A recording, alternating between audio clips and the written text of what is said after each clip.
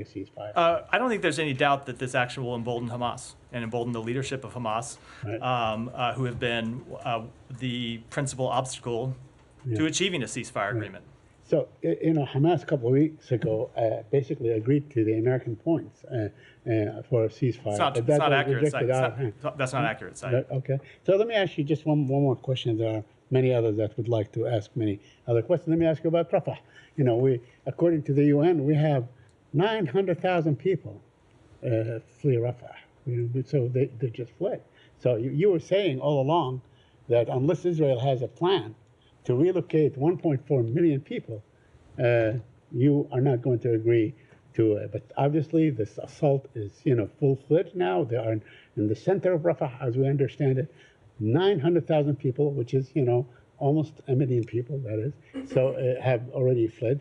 So what is the United States going to do about this, and how does it view it? Is this, in your view, I thought you had a question there, but then when you kept going. Yeah, so, with respect to how we view it, so we made clear that we oppose a major military operation in Rafah. We don't think that would be productive to Israel's security, either in the short term or the long term, and we think it would have a dramatic impact on the lives of the Palestinian people there and on the ability to get humanitarian assistance in. We have not yet seen Israel launch a major operation. It's something that we are not only watching very closely, but we are in close communication with them about. That said, we do have great concerns about the ability to care for all of the people who have been evacuated and some who have chosen to leave themselves, even if they're not in the areas where Israel has ordered people to leave. We have great concerns about the ability to get them food, water, medicine, humanitarian assistance, shelter, sanitation. And so we are working with the humanitarian community, our international partners, on that question. But we are also engaged in conversations with the government of Israel about this. The National Security Advisor to the President was in Israel this week, meeting with the Israeli government. I will leave it to the White House to speak to those meetings largely, but it is our goal to try to prevent a major operation that would have such a deleterious humanitarian impact. Okay, and my final one on the issue of the crossing at Rafah. I mean, we have not seen any aid trucks go through for a number of days now, through Rafah and Karm Salim. So how are you getting, you said that you're getting the aid through to those that have been forced to flee Rafah. How are you getting it through? So first of all, you're right that Rafah is not open. Aid has been going in through Kerem Shalom. There have been some days when the aid has been in the form of commercial trucks, not humanitarian assistance, but it's still food and water that's going into Gaza, getting to people who need it. Of course, we've just opened the maritime route in the last few days, which will allow the increase of humanitarian assistance, and there has been aid going in through the north. That said, we want to see Rafah open as well, and we have been engaged in discussions with our Israeli counterparts and with our Egyptian counterparts about how to effectuate that, and it remains a top priority for us. Is it likely to open in the next day or so?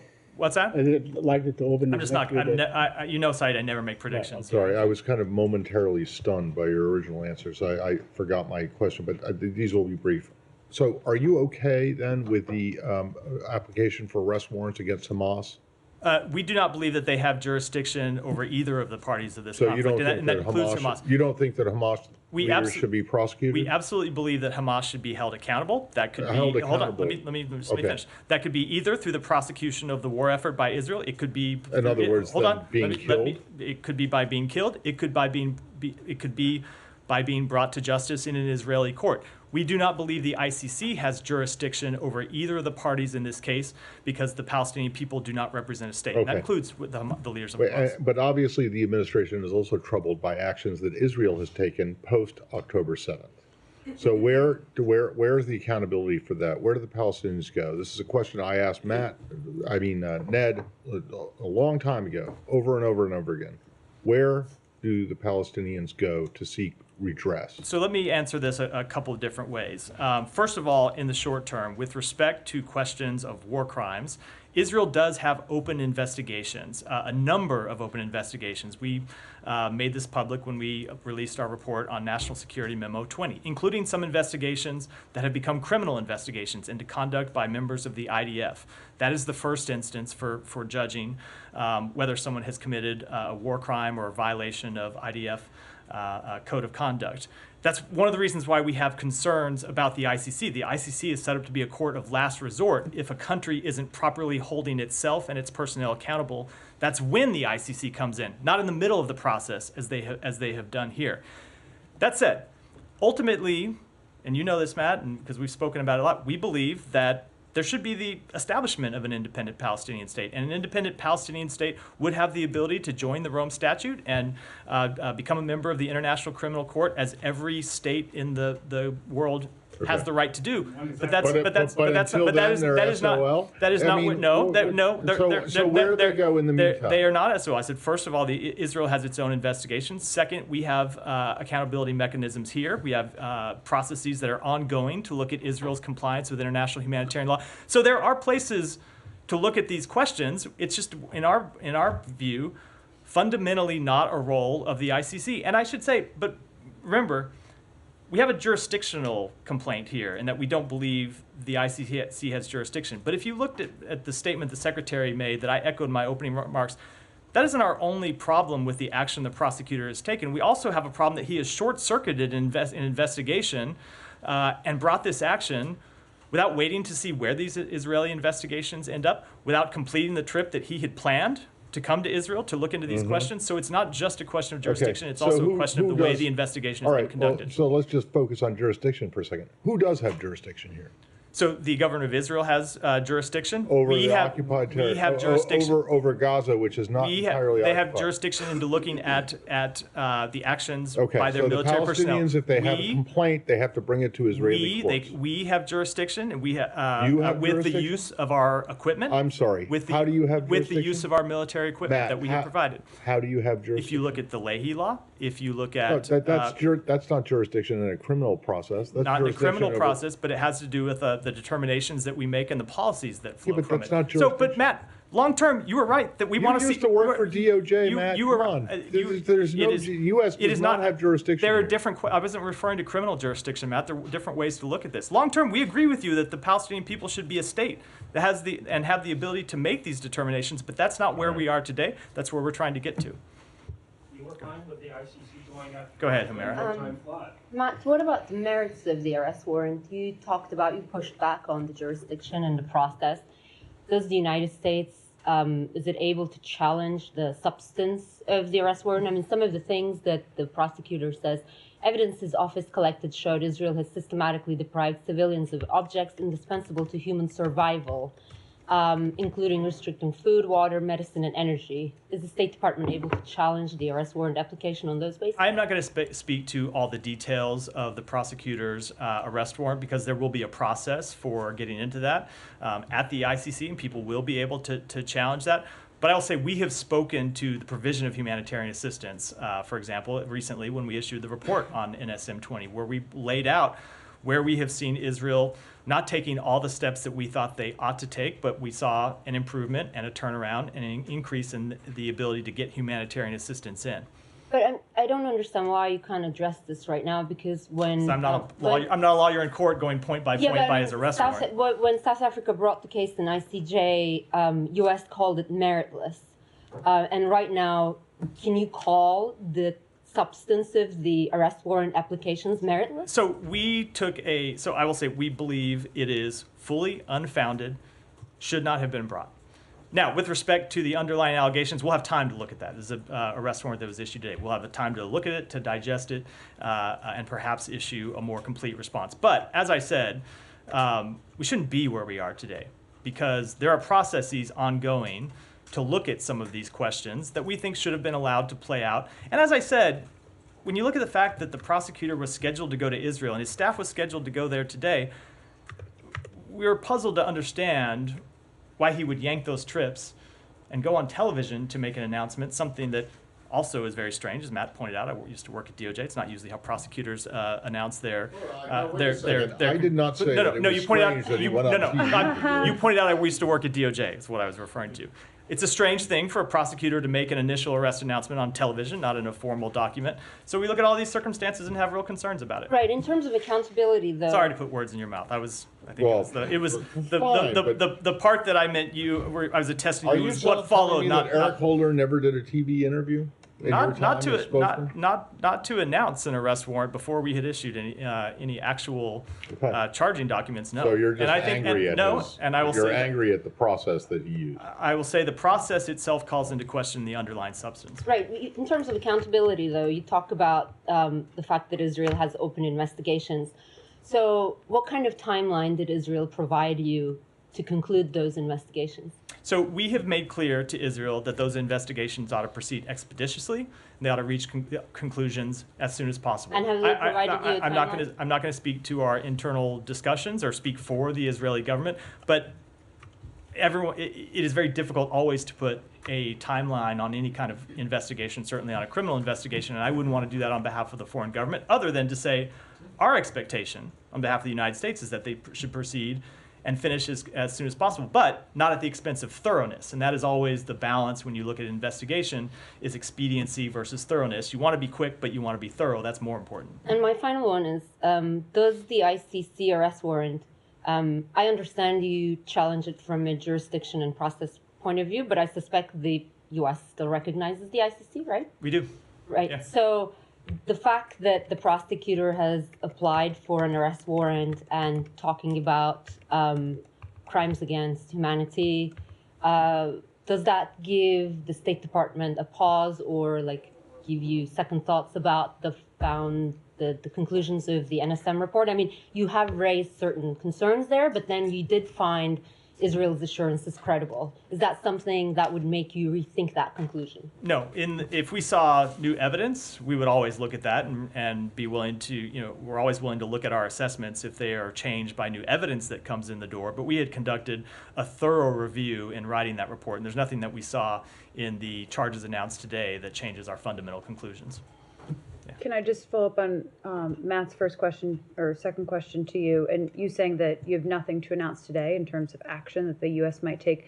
Can you just help us understand, is the administration considering taking action against the ICC because of this? You should not read into my statement to Matt that we are either considering anything or not considering anything. It's just to reflect the fact that this is an announcement that was just made this morning. We are reviewing the document the prosecutor put forward, and I don't have any announcements to make about what our upcoming steps might be. Is there any way that the U.S. is able to stand in the way of these arrest warrants actually coming to fruition, like, logistically? That is a question that is beyond my remit as someone who's not an international lawyer to answer. So I'm happy to look at that question and get back, but ultimately I think that's a legal question for the ICC more than us. And you said that the U.S. still supports the ICC as a legitimate body, but does this undermine the ICC as a whole? I mean, like, how do we think about those two things? You guys are still supporting the ICC investigation in Ukraine, yet here you're saying, you don't think they have jurisdiction. But how does that not make an impact on your view of the ICC writ large? The ICC has done important work over the years to hold people accountable for war crimes and crimes against humanity, and we have supported that work. And that's not changed by the announcement today, but I will say that we do have great concerns about the prosecutor and the steps that he took. And like I said, it's not just because of the jurisdictional question. It would be one thing if we were just looking at a jurisdictional dispute here where the prosecutor believed that he had legitimate jurisdiction and we believe that he fundamentally didn't. That is a legal question that lawyers can argue, as they often do. But ultimately, we look at the way the investigation itself has been conducted, and that gives us added concerns about the actions that he took. Okay. Yeah. Thanks, Matt. You mentioned that the US thinks this is fully unfounded. Did you just mean like coming to the conclusion of these arrest warrants being sought, or did you mean the whole process? So I'm not going to. I mean the entire process. I'm not going to go do a factual point by point of each of the charges, but the process itself, the equation of Israel with Hamas, a brutal terrorist group with a democracy that, for all its faults, does, like any democracy, does have its own existing accountability mechanisms that are underway. We find that process and the outcome that has generated deeply flawed. But the ICC coming to this conclusion, presumably they're looking at pretty similar material to what the US looks at when you're doing your own process. an assessment of the actions that the U.S. That Israel, has taken. So if they are looking at open source evidence and that kind of thing, is the U.S. Can you say whether you're confident in the process that the ICC uses to get to its conclusion, or so I don't have any confidence in the process that they use to get to conclusion in this case. In fact, quite the opposite. And I don't know where they got their information. This goes to the point I made in my opening statement about calling off a visit to Israel, where they could have interacted with the Israeli government. They, of course, are not on the ground in Gaza to collect information firsthand. Whether they've been able to collect evidence otherwise, I don't know. I presume we would see as the case goes forward. What do you mean you don't know where they got their information from? A lot of it's open source. That's so. My point and is, do they have to go to Israel to figure out what public comments from Israeli officials? It is not just so. Whenever you're conducting a case, it's not just a question of public comments. I would think, if you were going to bring a case of this nature, you might want to go to the Israeli government and say, "Okay, we have concerns." Hold on, let me. We have concerns. We have concerns about. You're sure that they didn't? We have concerns about the following things. Why don't you brief us on your ongoing investigations? And you know that they didn't. I know they have not conducted a full, complete process to that regard. There was a trip that was scheduled to go through some of these questions. That trip has been in. Whether they've conducted some limited review, I will let the Israeli government speak to that. I know that they have not. That the Israeli government was prepared to cooperate in much more extensive detail, and that process was ended by the action the prosecutor. Let's turn it around. What about Hamas? I don't think Hamas was going to cooperate with an investigation. No, if that's the question. So they don't need to go to Gaza and talk to Sinwar and who's the other guy? I can't remember. Yeah, and they don't need to go to Doha, but they do need to go to Israel.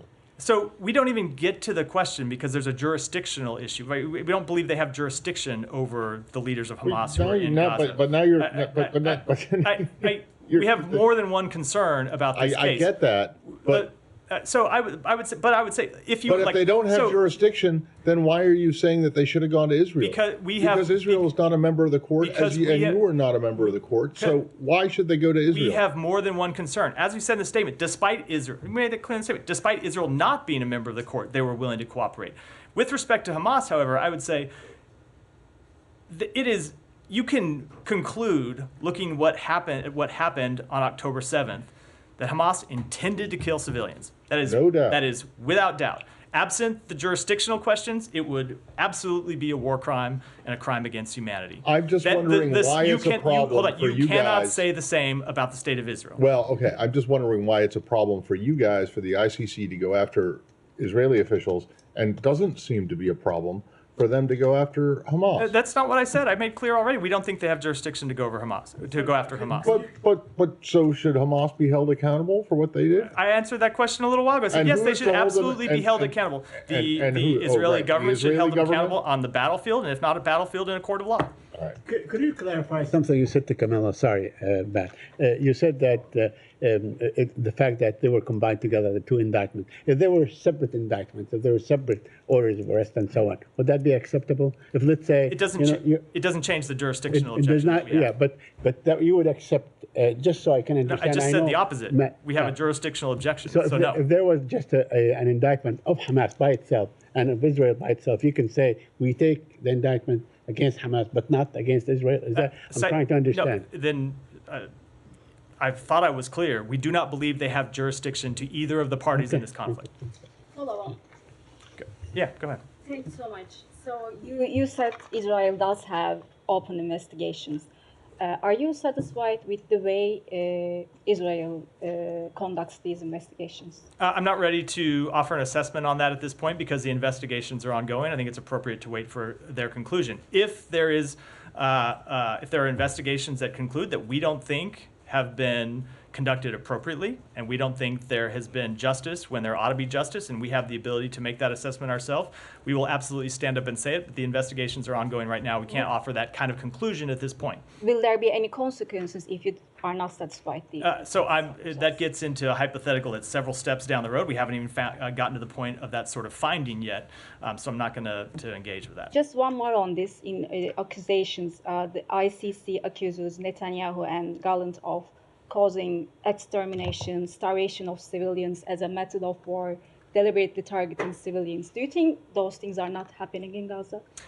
We don't. We have made clear that there have been steps that we wanted Israel to take to improve the delivery of humanitarian assistance that for a time they weren't taking. Now, they often will come up and present objections and say they're trying to prevent, for example, military items from getting in, or dual-use items that can be used for the military to get in.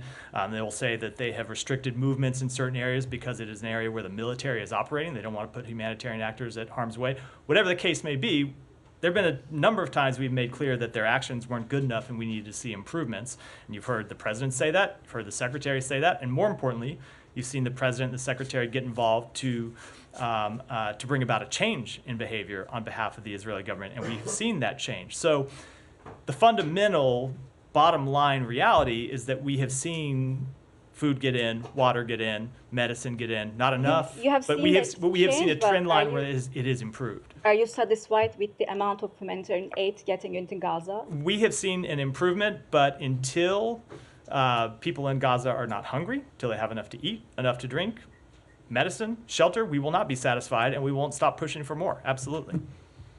Shannon, go ahead. It's okay to move on to Iran. Sure. Can we still in? Go ahead, and then we'll come back to you. Okay. A couple of questions in addition to everybody else asked is, you said that Israel is not a member of the ICC, which is true. But also, I don't know if you're aware of this or not, but Israel has supported the candidacy of Mr. Khan when he was elected in 2021.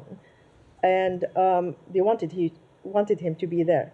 So the fact that they actually endorse him, they know there are some consequences, otherwise they won't bother in the first place. So this is just to, it doesn't change the underlying jurisdictional question. Okay, so my question is, lawmakers agreed with you. They said the same, they repeated the same statement they issued in the White House, but they went further and they said actually the decision is anti-Semitic.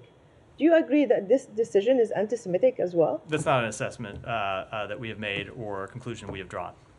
Okay, and one last thing is, on the issue itself, many international lawyers, very well known, different background, they said they found a reasonable ground that actually Israel has committed crime against humanity and war crimes.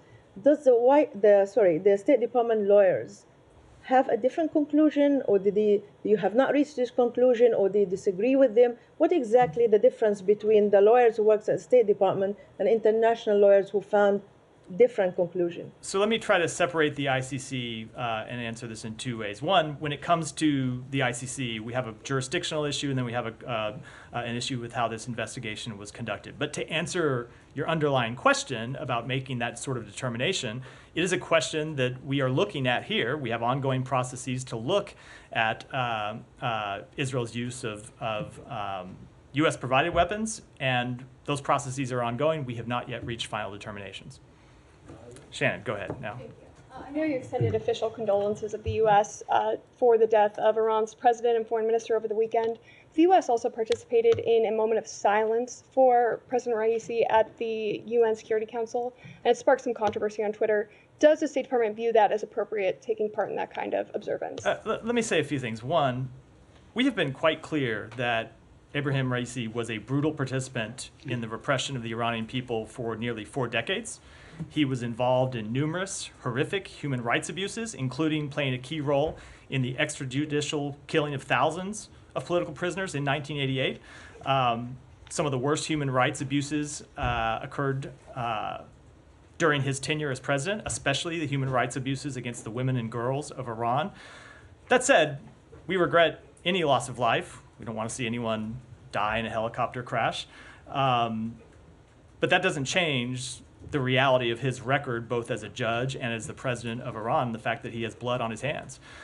So I think most importantly, our fundamental approach to Iran has not changed and will not change. We will continue to support the people of Iran to defend their human rights, their aspirations to an open, free society, and democratic participation, and we will continue to confront the Iranian regime's support for terrorism, its proliferation of dangerous weapons, and its advancement of its nuclear program in ways that have no credible civilian purpose. And just as a quick follow, in the aftermath of that crash, did the U.S. Help in recovery efforts in any way, or was it asked to assist? We were asked for assistance by the Iranian government. We did make clear to them that we would offer assistance, as we would do in response to any request by a foreign government in this sort of situation, and ultimately we were not able to provide that assistance. We were asked. Where?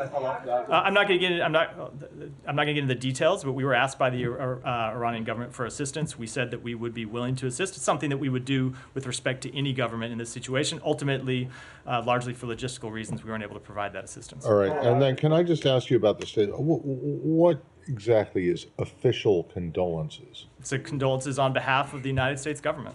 Well, then why doesn't it say that? This is like, official condolences means absolutely nothing, and I'm not even sure why you're offering condolences if this guy was as bad as you say he was. Look, why? I mean, because we regret any loss of life. We don't want to see people die in helicopter crashes. It doesn't change our view of him, our view of the regime. There but is not one person that you can think of that the United States didn't want to see in an air accident. There were people on board that aircraft who have families. We thought that's an appropriate step to take. It's the step the United States government has taken when any number of foreign leaders with whom we had vehement disagreements have died. But we also made clear in that statement that we continue to support the Iranian people in their fundamental struggle for freedom. Really, well, I would just point out to you that when one of the former presidents of Cuba died, this would be Fidel Castro, one of your predecessors, did not offer any condolences. And basically said, good riddance. So I will. And if you really think that Raisi was as bad as what you have laid out at the beginning, I'm just a little bit curious as to why you would put a statement out, no matter how short it is, but with the line official condolences in it. I don't get it. As long as we're addressing the historical record, the United States offered condolences when Hugo Chavez died, when Joseph Stalin died, people with whom we had great disagreements. Yes. Stalin was also an ally of the United States all through, and we talked about this earlier, all through World War II. He did not die during World War II. He died afterwards when our disagreements with him were quite clear and quite plain and quite well articulated by the United States government. It is a step that the United States takes, recognizing that people have families, and in no way at all, undermining our fundamental view of the Iranian regime and its crimes against its own people and our support for the Iranian people. Go ahead. Yeah, Geeta, go ahead. I think Matt's, he did make it clear that his point is on the word official. You mentioned a few condolences that you sent to other countries, but you did not use this word official. That aside, I'm sure you've probably seen that the people inside of Iran some of them are celebrating this incident. I was wondering what you make of that. So I can certainly understand why people inside Iran would feel that way when you look at the brutal repression that happened under President Raisi's tenure. As I said in my comment a moment ago, especially when you look at his abuse of women and girls, I can see why people in Iran would feel that way in response to his death. But I obviously can't speak for them. Well, with the condolences and then support for Iranian people, aren't you sending contradictory messages? Absolutely not. If you listen to the statement I just made a moment ago, I think we've been quite clear about how we viewed his tenure. And you don't just have to look at what I said today. I don't think there's any country in the world that has been more clear-eyed about the Iranian regime and more clear-eyed about this president's repression of the Iranian people than the United States of America. We have made that quite clear. So it would be close 1 and 2, I think. We have been quite clear, and that has not just been with the words that you have heard from the senior-most leaders in our government, but has been the actions that we have taken, including imposing more than 500 sanctions on the Iranian government and Iranian entities for their destabilizing actions in the region and for the repression of their own people. Yeah. What is the U.S. government's official message to those Iranians who have been killed, murdered, attacked wounded by this guy. The official message is that we stand with them as we have stood by them, and our policy of holding the Iranian regime responsible for those abuses has not changed and will not change, period. And more broadly, can you tell us anything about the origin of the crash, its outcome, and also potential implications for the wider region, please? So I have seen the statements made on Iranian state television that it was the result of a technical failure. I don't have any independent assessment to offer, and I wouldn't want, hold on, and I wouldn't want to offer any assessments about what the impact might be. Anything else on Iran? Iran? No. Yeah. Iran. Yes. Go ahead, yeah. I know you were quite clear, but it still is very difficult for me to understand or even report on the statement that you just put out, the official condolences. Everything you're talking about is about supporting Iranian people, human rights. As was the statement that we issued. Exactly. And then there was another statement following your statement. Why there was a second statement? Why I think you felt that you have to do more explanation, and why was the second? I think you're referring to all this was in about a half-hour period before I came to the podium, so it's not like there was a long lag in time here. So how should we, as Iranian journalists, how can I report on your official condolences when you are all the time talking about supporting Iranian people? How can we tell Iranian people who exactly how Gita was talking about? They were very happy on social media, if you check it. How are we going to report on the official? You don't have any diplomatic tie with the Iranian government. So first of all, I would never presume to tell anyone how to report anything, but I would say that you can look at not just the statements I've made today, but the repeated statements over nearly 3.5 years by the President of the United States and by the Secretary of State and other members of the administration about our views of the Iranian regime, and more importantly, our actions to hold them accountable and our support for the Iranian people in their struggle against that brutal regime. Those have not changed, those will not change. Does this have to do anything with the indirect talks you have in Oman? So I'm not going to speak to any talks, real or imagined, but I will say that the actions, but I would not draw any such conclusions. And Matt, about Ali Bagheri Kani, how do you feel about him? I'm sorry. Mr. Bagheri Kani, who is going to be the acting foreign minister, is going to be, he was deputy of Mr. Amir Abdullahian. How do you feel about him? Do you have any comments? I just don't have any comment to offer today. Maybe in the coming days, but not today. Josh, you. Thanks, Matt. I just wanted to follow up on what the condolences question. Seems like you're taking kind of a ask not for whom the bell tolls approach to this. A what approach? The John Donne poem. Never mind. No. I just didn't hear it. Said not for whom the bell tolls, it tolls for thee. Yeah. Anyway, my favorite author. So I would, had I heard the reference, I would have liked to think I would have caught it. Is your favorite author? Really? Well, then perhaps let's shorten the sentence. Well done, Matt. I will do my best. I have a lot to get through up here. Maybe if my questions weren't interrupted so often. Go ahead.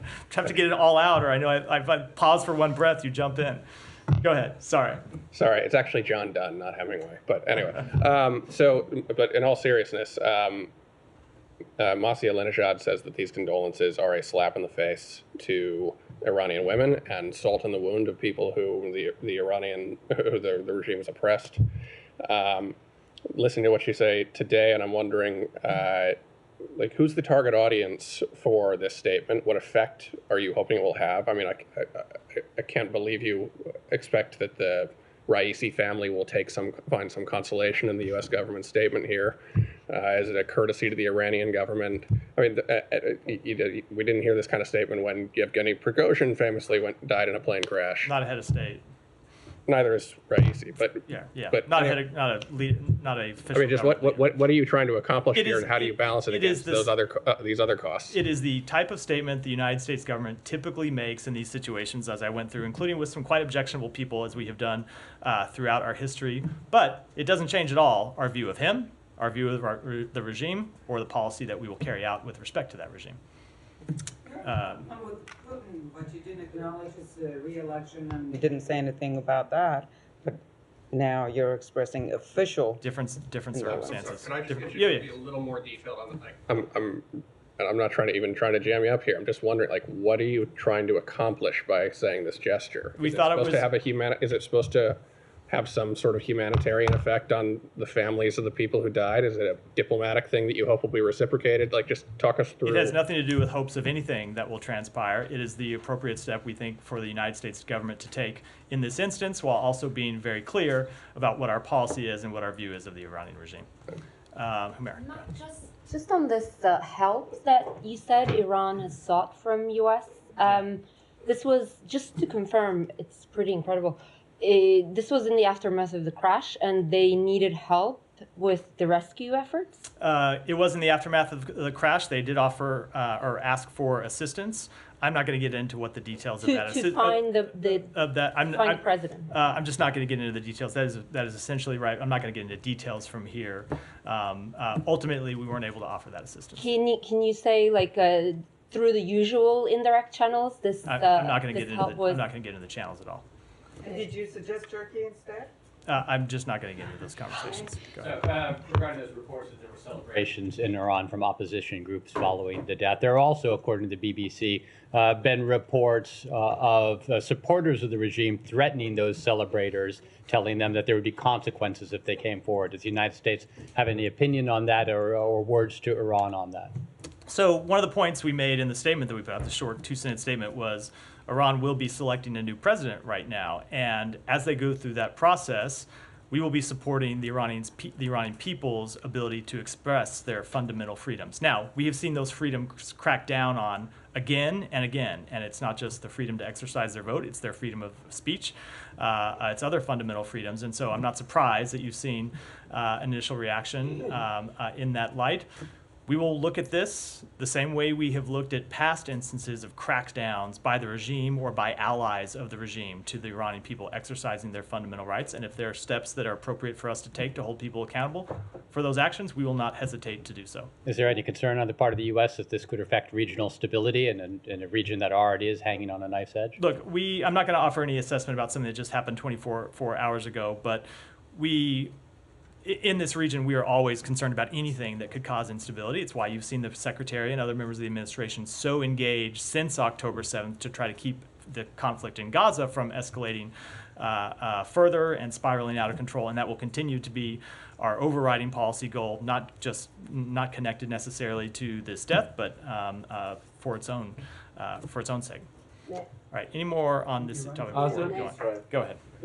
Thank you, Matt. Do you have any reactions and comments on the former Iranian Foreign Minister, Mohammad Javad Zarifi, as he said that it claims that the U.S. is one of the main responsible for the Iranian president helicopter crash due to the sanctions? So first of all, we are not going to apologize for our sanctions regime at all.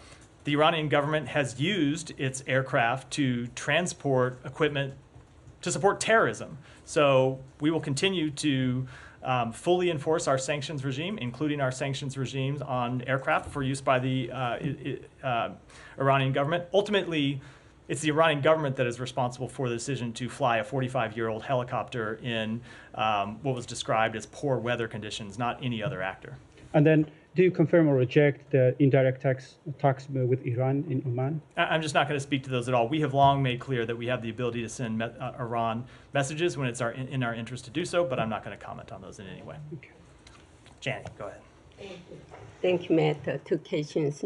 North Korea launched several ballistic missiles into the East Coast last weekend. This was done right after Putin and Xi Jinping announced their support for North Korea at the summit. Do you assess that North Korea, China, and Russia will deepen their solidarity? So with respect to that missile launch, the Pentagon put out a statement on that this weekend, and I would refer to you that.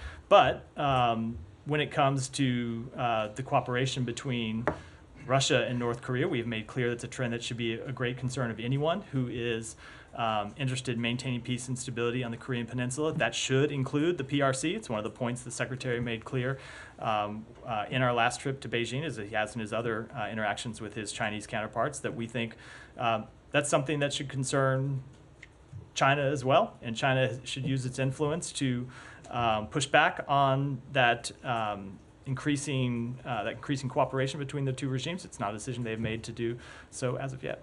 But the role of the UN Security Council is weakening. So how can we sanction North Korea's continued violations?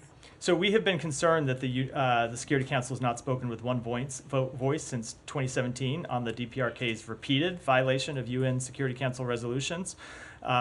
Because there's not been unity, the DPRK has escalated its ballistic missile launches, each one of which violates multiple UN Security Council resolutions. And we urge Beijing and Moscow to use their influence to encourage DPRK to refrain from that behavior and return to the negotiating table. Thank you. Ryan. So back on the question of jurisdiction with the international community, you said that because the Palestinians are not a state actor, they don't have jurisdiction over their side. But back in 2014, I just Googled this one up. Jen Psaki was up here, your colleague. The statement was, today the ICC convicted Jermaine Katanga, the commander of the FRPI militia, for his responsibility for war crimes and crimes against humanity. The ICC's DRC cases represent a significant step toward delivering justice for victims in the DRC. She then went on to say the United States reiterates its call for the apprehension of Sylvester Mudakumora, another leader of an abusive rebel militia in the DRC, who is subject to an arrest warrant by the ICC. The Department of State continues to offer a reward of up to $5 million for information leading to his arrest. So, at least in 2014, it was the position of the administration that you could even put out a reward for the arrest of somebody that would then go to the ICC and would have jurisdiction. So why does it not that apply to the current conflict? So we have supported the work of the ICC in previous cases. I can't speak to this case because I don't know the fundamentals of it. I don't know the jurisdictional questions. Ultimately, the main way that the ICC has jurisdiction is if one of the two state parties to a case is a signatory to the Rome Statute and comes in under the ICC's jurisdiction. That is not the case here. You have Israel, who of course is not a signatory to the ICC, the Palestinians, who do not represent a state at this time, and so in our view cannot sign the Rome Statute and come under the ICC's jurisdiction. I can't speak to other cases. I'd have to look into it in more detail. And one quick follow-up to what Saeed had asked about whether or not the U.S. had approved the deal that Hamas said it agreed to. There's a lot of reporting in the region that CIA Director Burns was involved in that, had approved. Are you saying is that not the case? What was Burns' involvement there? So I'm not going to speak to any of the reporting because I know I will just say, because there has been reporting all over the map on this question. Some of it right, some of it partially right, some of it completely wrong. I will say that the reporting that Hamas had accepted a proposal that we put on the table was not accurate. They had sent back a response that accepted some of it, but offered amendments. Some of those amendments are significant in nature, and they claimed at the time they had accepted the response. That's not what, or they accepted the proposal. That's not what had actually happened. Just extremely briefly, it's not just the DRC that you guys have supported ICC investigations into or offered rewards. There was Uganda, the Lord's Resistance Army. There was a big push made and rewards offered for that. So I'm glad that you said that it's not just the DRC. But secondly, when you said that the ICC in this case, at least with Israel, didn't go to Israel to interview people, they also didn't go to Gaza or to Doha, correct? They will have to speak to that. I just don't know. And then in another case, I know they didn't go. I know they didn't go to Gaza. Whether they went to Doha. Okay. No. And then another case, another ICC case that you have supported, or an actual arrest warrant that was issued, not just applied for, but was issued in terms of Russia and Ukraine. Did the ICC prosecutors go to Russia to interview the people who were ultimately given subjected to these arrest warrants? So the difference between Russia and Israel is that Israel is a democracy with accountability mechanisms and investigations that are underway. That is not the case in Russia. We are not aware of any Russian investigation into war crimes. But the similarity between the two is that neither of them are parties to the Rome Statute. Neither of them are members, just like you are not. So Ukraine is, however, in that case, and that's why they have jurisdiction in that matter. It's one of the parties to that conflict is a member. So in other words, then it's okay if they go to one side but not to the other? That is the fundamental. That is how jurisdiction is fundamentally applied under the Rome Statute. Is if one of the parties to the conflict is a signatory to the conflict, and that's not a case. Yes. So if you're not a signatory to a conflict, then it should be, then apparently it's okay if they don't, the prosecution doesn't go to that country. So in this case, Russia. So it is not. And then this current case, Israel, which is not a signatory to Obama. But you don't have a problem with it where they didn't go to Russia. There's you do have a problem with it when there is a fundamental difference here, and is that Israel said they were going to cooperate with the investigation. Russia did not. That's why the trip was into Israel was so important. Israel said they were going to cooperate with the investigation, talk to them about the charges that they were preparing to bring. And the ICC short-circuited that cooperation by bringing these charges. Come on. Russia was never for the going to last cooperate. month, Israeli officials have been going off about how horrible it would be and how awful it will be if the ICC comes forward with these arrest warrants. To the point where people in this government were like, "What are they getting so concerned about?" Nothing is yet happening. Well, now it has happened, okay? But they have made clear from day one that they don't think this is a legitimate investigation. What makes you think they were prepared to cooperate? So I can only say that they had a trip scheduled for the prosecutor himself where they planned to cooperate. Now, look, if he had made that trip and been stiff-armed, that'd be a different circumstance, perhaps. I have a fundamental hard time arguing why it was he had to bring these warrants today before he completed that trip. Why not go and see if they're cooperating and make the assessment afterwards? That's not what happened. Go ahead. Thank you, Matt. Very quick questions. In a recent media interview, Indian Prime Minister Modi revealed how he made an effort to stop Israel's attack in Gaza during the holy month of Ramadan by sending an envoy to Tel Aviv. Is the State Department aware of this?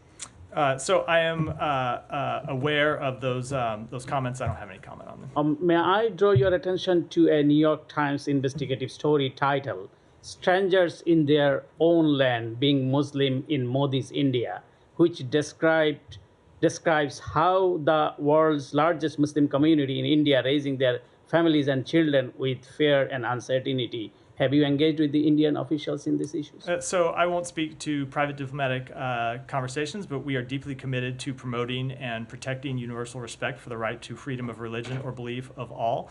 Around the world, we have engaged many countries, including India, on the importance of equal treatment for members of all religious communities. Is the U.S. considering reinstating the GSP facilities for Bangladeshi product, as Bangladeshi Foreign Minister told on Saturday, Assistant Secretary Donald Lu assured Washington would consider reinstating the GSP facilities for I just don't have any announcements to make on that regard. Alex, go ahead, and then we'll wrap for today. Ukraine, two questions. Yeah. You were with the secretary in Kiev. We'll give you a chance to respond to this latest notion that the U.S. is afraid of seeing Russia lose. That the U.S. what? Doesn't want to see Russia lose, and that the statement came from the Ukrainian president.